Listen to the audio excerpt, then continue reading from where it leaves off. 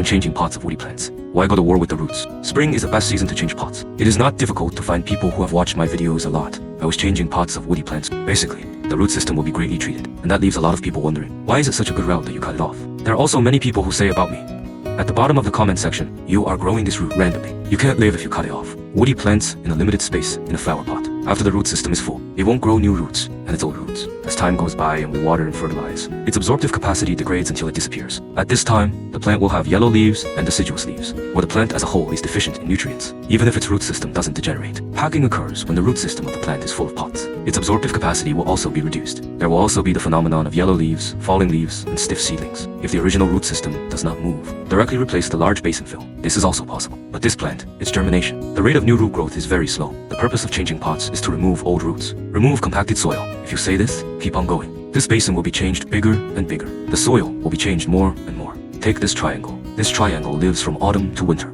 After blooming once, it grows very slowly. It stands to reason. The buds on should soon grow into leaves, bloom again, but it just doesn't grow. It's basically a matter of packing. The roots of the plant are coiled together. It and growing in the soil are two different concepts. It's coiled together. The ability to absorb water and nutrients, less than half of what's in the soil, and it is also very prone to yellow leaf litter. This is what I gave woody plant potting. Why root them? But it's just the old roots that have aged and deteriorated. If your plant is out of pot, all the new roots growing on the periphery are white and tender. Just don't touch it after changing the basin. As long as your environment and basin soil are used correctly, it recovers very quickly. This three-pointed plum is the 5th day after changing the pot. The bud spot on it has already started to leaf. So woody plants sometimes have full roots. You need to stimulate its growth when changing pots of woody plants. Under what circumstances should the root system not be repaired? Take this osmanthus as a demonstration. The leaves of this osmanthus flower are very healthy. And look at the roots. The roots have grown out of the pelvic floor. It means that its root system is relatively healthy after putting it out. You can see the root system on the outside end at the bottom. It's all that white root. Extremely healthy root system. Some yellow. It's the soil. The humus in the watering is dyed yellow. It's not that it ages and turns yellow. If this is the case with the root system of the plant,